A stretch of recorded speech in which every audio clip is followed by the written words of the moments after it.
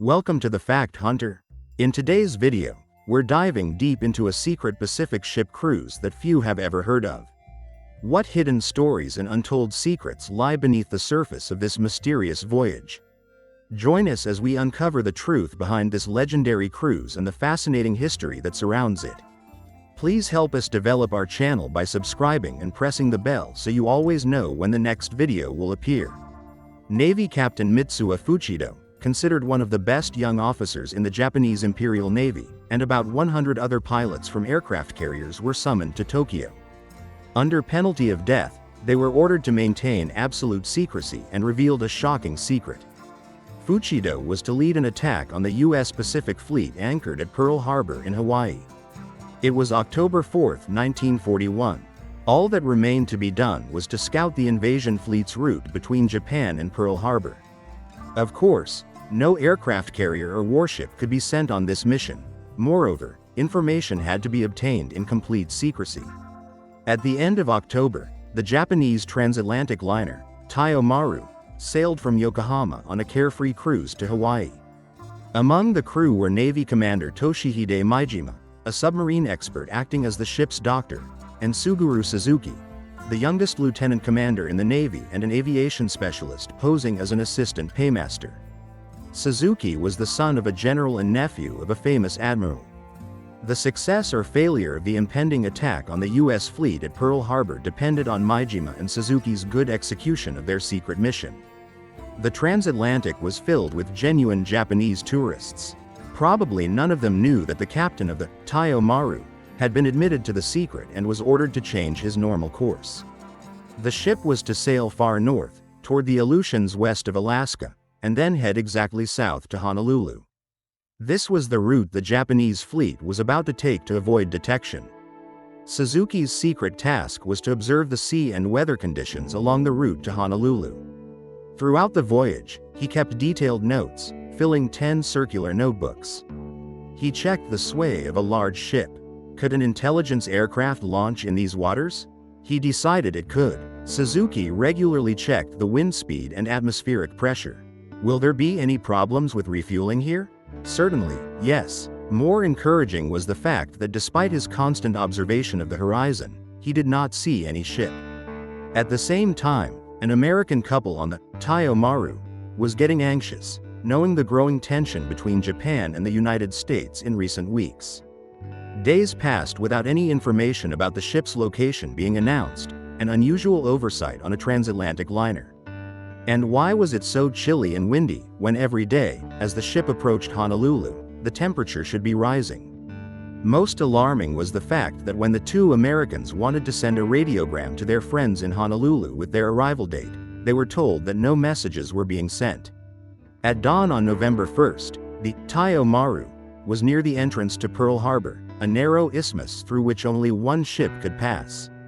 A few minutes later, a speedboat with a group of American commandos arrived at the liner and the staff rushed to the bridge and engine room. Lieutenant Commander Suzuki, the assistant paymaster, stood on the bridge, watching the Marines boarding and taking up their designated positions. He guessed quite correctly that they were preventing attempts to sink the ship in the isthmus and jam the American fleet in the harbor. Soon a group of port officials and officers routinely boarded the Taiyo Maru to bring the ship into Honolulu. Smiling and in Japanese politeness, Suzuki asked about the depth of the water in the harbor entrance. The Americans replied, "Are there any mines there?" "No," he heard. Suzuki, pretending to be a good buddy, invited the 3 U.S. naval officers to the ship's bar while the port pilot guided the ship to a berth.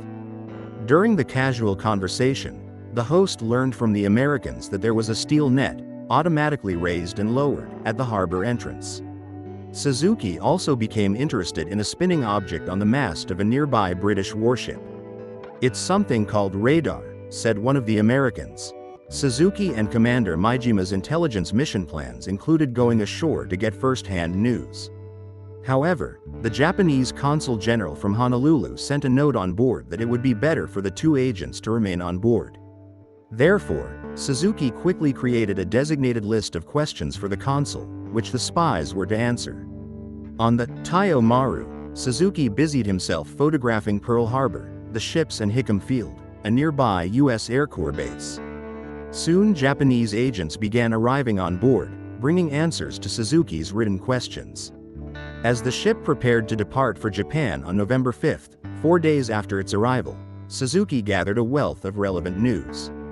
He knew about the thin concrete roofs of the hangars at Hickam Field, the armor and caliber of the guns on the American warships at Pearl Harbor.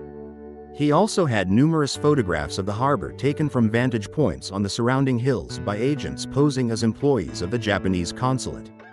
At a nearby civilian airport named after John Roberts, a Japanese agent paid $4 and climbed into the open cabin of a private plane that took off for a 15-minute scenic flight over the area.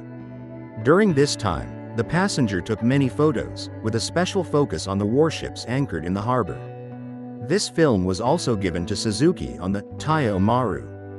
Proof of Suzuki's importance came when the ship's captain asked if he could raise the anchor and sail back to Japan. Consent was given. Exactly then the Japanese agent got on board with the last spy treasure: highly detailed maps of the Pearl Harbor area, with the positions of all warships plotted. In Japan, the aircraft carrier, Akagi, with Captain Mitsuo Fuchido and his pilots on board, set sail at dusk on November 17. One by one, so as not to arouse suspicion, the 32 largest ships belonging to the operational forces assigned to attack Pearl Harbor slipped out of several ports and soon dissolved into darkness. To conceal this mass departure, the Japanese launched an original plan to mislead American listening stations in the Western Pacific. A normal number of dispatches were broadcast from the large naval base at Kerr to give the impression that the fleet was still in port. The aircraft carrier's regular radio operator remained ashore to ensure that the signals transmitted were no different from the previous ones, since the method of transmission is as much an individual feature as the writing. The plot was so realistic that a Japanese admiral, uninitiated in the ruse, telephoned the duty officer at the base in Kerr and made a scolding to him for outrageously breaking radio silence. Meanwhile, on November 19, Lieutenant Commander Suzuki, who had just celebrated his 33rd birthday, returned to Japan from his secret mission in Hawaii. 4 days later, he was already aboard the aircraft carrier, Akagi, and conducting intensive training for a group of naval officers, including Vice Admiral Chuichi Nagumo, commander of the invasion force, and Captain Mitsuo Fuchido, who was to lead the air attack.